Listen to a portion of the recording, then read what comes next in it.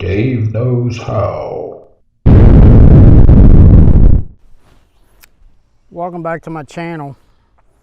I want to do a follow-up video on my third function on a budget series. And one of the things that I did in that series was I added in a double piloted locking valve. Now, when I installed the locking valve in the series, I installed it up here on this cross bracket, and I plumbed the hydraulics directly into that valve, put quick connects on the other side of the valve, and then came out of there to my grapple. And the reason why I did that was to save money. My theory was that I could use that one locking valve with various different implements on the front of the tractor. If I had a grapple on here, I could use it with that. If I had a 4-in-1 bucket on here, I could use it with that. I mentioned in the video that it would ideally be better to have it mounted on the actual grapple itself and plumbed in a little bit differently. And after doing some testing, I found out that that is the way to go. So we've changed this thing around a little bit. We've moved the double piloted locking valve from up here where it was originally mounted down to the grapple. So right here we've mounted it to the grapple. We're coming out of there with some hoses going up, and then we've added in this bracket with bulkheads and quick connects. And so we disconnect from right here, and the double piloted locking valve stays with the grapple. What this means is if I put a 4-in-1 bucket on this tractor and I want to use a locking valve, I'll have to install a locking valve on that 4-in-1 bucket. Is it worth doing? Probably so. I love this locking valve. I mean, having this locking valve on here really has helped. I mean, for example, I went and picked up a log from a neighbor's yard that's like 4 or 5 blocks away, and I picked it up and brought it all the way down here down the road and across the property, and I never once had to tighten the grapple up. It stayed tight.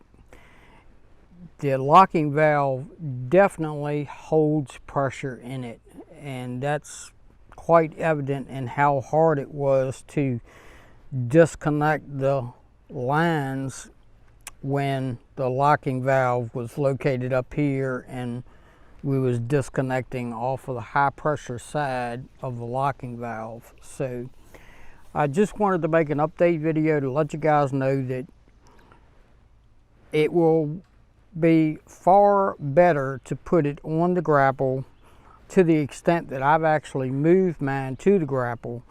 It makes it a whole lot more user-friendly as far as connecting and disconnecting your front implement, because you're now connecting and disconnecting on the low pressure side of that locking valve.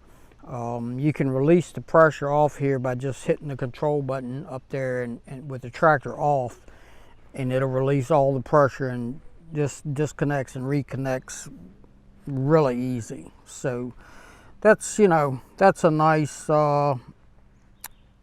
it's a lot better. Could I do it the other way? Yes, I did do it the other way. But this way is a lot better, and it was definitely worth moving. Now, the bad news was, and it's not really that bad, it added some cost moving it here, because I had to have these 2 lines right here custom made, and they weren't cheap. I probably could have ordered these online and got them cheaper, and had I been doing this Had I planned to do this up here all along, I probably would have went on and ordered these online and tried to get them cheaper. I just gave them the measurements I wanted and had them made. But I had them made locally, and anytime you have hydraulics lines made locally, they really sock it to you. I paid $28 a piece for these 2 lines. So that added some cost to moving this up here. In addition to that, I had to buy bulkheads to go up here so that I could plumb the hydraulic hoses into the quick connect, and the bulkhead is the part that actually mounts the disconnect to this bracket. That's called a bulkhead adapter, and this is a JIC fitting. So the JIC fittings, they're not cheap. The bulkhead fittings, they're not cheap. So I had to add an additional cost in there for those. I think they were $8 a piece. So that's $16 for the 2. In addition to that, the end of these hoses were NPT thread, National Pipe Thread, which is a tapered thread, and they would not fit on a JIC fitting. So I took the hoses off, they just unplugged, took them to a local shop, they whacked the ends off and put new ends on that were JIC compatible. So that added a little bit of cost as well. Although it was cheaper to buy hoses that had 3/8 pipe thread ends on it, cut them off and have these ends put on, than it was to buy hoses custom made with these ends on it. Because like I said, if you buy them locally, they seem to want to rape you in the wallet.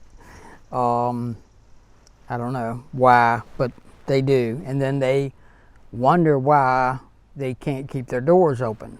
You know, it's because they charge a ridiculous amount of money for a fitting that they probably pay $2 for. So anyway, enough said about that, I guess. Overall, total, I want to say it was $100 additional to move this from here to here. Now granted, there was a couple of fittings that I'm no longer using because I moved this from here to here. So deduct that from the $100, whatever that was, I don't know. But anyway, roughly $100. Was it worth $100? Yeah, it was worth $100 to me. I'm happy to have it moved. It functions the same, but it's a lot more user-friendly as far as disconnecting and reconnecting the grapple on here, because you're not on the high pressure side. So just be aware of that. I didn't want to make, I didn't want to leave you guys in the dark. If you follow my video series and put it in exactly how I mounted mine and mount this up here with the same theory I had, that you can use a locking valve on various different implements, it just didn't work out that well. Doing it this way is a whole lot better, and you will be glad that you did it this way. Don't waste your time mounting this up here. So on the channel, we try to provide content that's truthful and honest, and a lot of it is my opinion based on results that I have, and a lot of it is learning as I go along. Especially with a build like this, I was learning as I went along, and so I want to let you know, where the failures are as well as the successes. And having the valve up there where I had it originally, in my opinion, was a failure. Was it a catastrophic failure or end-all failure? No. I could have lived with it, but I can live with this a lot better because I don't have the strength that I used to have to plug that thing in under pressure. Anyway, that's about it for this video. Appreciate you guys watching and subscribing to my channel. My subscriber rate is actually going up, and that's great. You know, I never really paid that much attention to how many subscribers I had until probably the last year, when they came out and tried to mess with the guys that had under 1,000 subscribers. Then I kind of took notice to how many subscribers I had. Up till then, I really didn't pay much mind to it, but every day YouTube's changing rules and everything, so it seems like you have to have a lot of subscribers to survive on YouTube and be able to keep your channel going and progressing in the direction that you want it to go in. And the purpose of my channel has always been to simply share information with you guys, and information about things that I know about or things that I'm learning about, and take you along the journey with me as I learn, as I make mistakes, and let you know how I feel about different situations. So again, thank you for watching, and thank you for subscribing. We'll catch you next time. Later.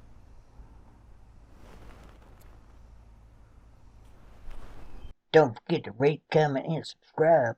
Thanks for watching.